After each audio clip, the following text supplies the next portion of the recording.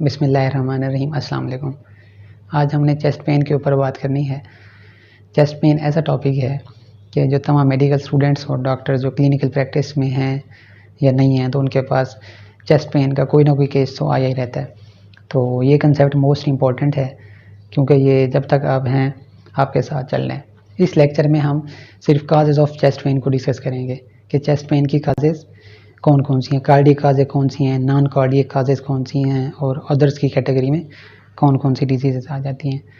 दूसरे लेक्चर में हमने देखना है कि अनस्टेबल एंजाइना और एमआई को किस तरह डिफ्रेंशिएट करना है, क्योंकि बहुत सारे पेशेंट्स एटिपिकल चेस्ट पेन के साथ आ रहे होते हैं और कुछ टिपिकल चेस्ट पेन के साथ आ रहे होते हैं, तो उनको किस तरह डिफ्रेंशिएट करना है वो दूसरी वीडियो में देखेंगे। तीसरी वीडियो में हम देखेंगे कि किस तरह हमने डायग्नोसिस बनाना है क्लिनिकली। अगर कोई पेशेंट कहता है कि मुझे ये चेस्ट पे दर्द हो रहा है और हाथ यूँ रखता है तो उसका क्या होगा डायग्नोसिस। अगर वो कहता है कि मुझे यहाँ पे दर्द हो रहा है, पॉइंट करता है, तो हम किस तरह सोचेंगे। अगर वो कहता है कि मैं जब खाना खा लेता हूँ तो मुझे दर्द शुरू हो जाता है, तो फिर हम किस तरफ जाएंगे। एक और सिंड्रोम है डी कोस्टा सिंड्रोम, जो कि साइकोजेनिक होता है और ये मेडिकल स्टूडेंट्स में ज़्यादातर पाया जाता है, क्योंकि मेडिकल स्टूडेंट्स और मेडिकली अटैच्ड जितने भी लोग होते हैं वो ओवर कॉन्शियस होते हैं अपने हेल्थ के बारे में। तो उनके लिए यूँ समझ लें कि अलग से सिंड्रोम कहा गया या उसको नाम दिया गया है कि ये साइकोजेनिक होता है, एटिपिकल चेस्ट पेन होता है। उसके बारे में भी हम थर्ड लेक्चर में देखेंगे। अब चलते हैं हम चेस्ट पेन की काजेस।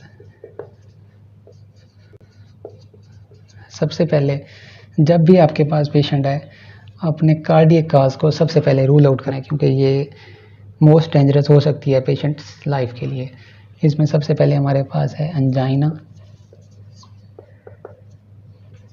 उसके बाद है मायोकार्डियल इन्फार्क्शन, उसके बाद है पेरिकार्डाइटिस,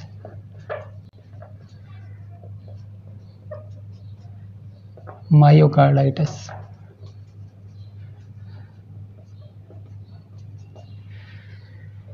थर्ड फोर्थ, उसके बाद है एओर्टिक एन्यूरिज्म।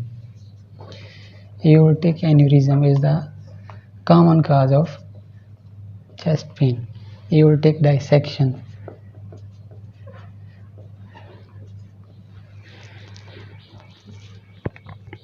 और उसके बाद है aortic stenosis और mitral valve prolapse।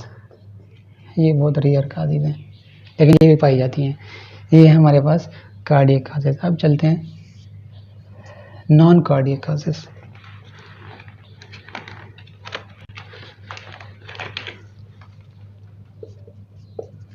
Non cardiac causes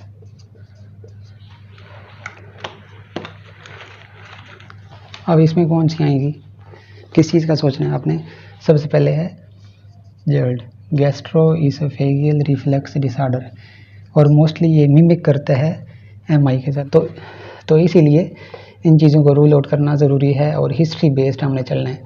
अब इन सब की हमने इन्वेस्टिगेशन तो नहीं करवा सकते, तो ख़ास पॉइंट्स होते हैं, पेन किस तरह हो रहा है, कब हो रहा है, कैरेक्टर, इंटेंसिटी, ड्यूरेशन, उन चीज़ों को देख के हमने शॉर्ट लिस्ट करके फिर उनकी डायग्नोसिस, उनकी इन्वेस्टिगेशन करवा के हमने एक डायग्नोसिस की तरफ जाना होता है।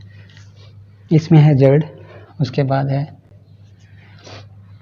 Peptic ulcer disease. अब ये गैस्ट्रिक अल्सर होगा तो उसकी और प्रेजेंटेशन होगी, ड्यूडनल अल्सर होगा तो उसकी और प्रेजेंटेशन होगी। उसके बाद है हिएटल हर्निया, उसके बाद है कोस्टोकॉन्ड्राइटिस, मस्कुलोस्केलेटल की कैटेगरी में आता है,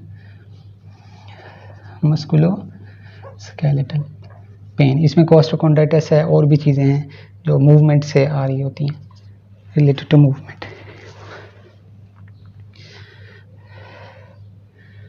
ये हो गई नॉन कार्डियक काजेज।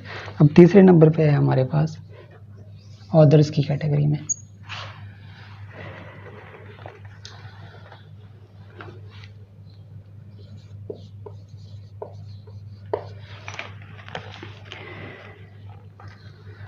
अदर्स की कैटेगरी में आपके पास है D Costa syndrome, D Costa syndrome, या अब इसको कहने साइकोजेनिक चेस्ट पेन। एक ही चीज़ है, साइकोजेनिक चेस्ट पेन, और इसको आप कह सकते हैं cardiac neurosis.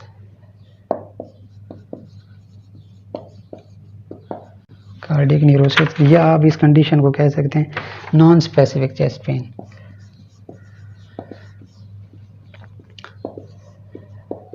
Non specific chest pain. Number पे है पल्मोनरी काजेस।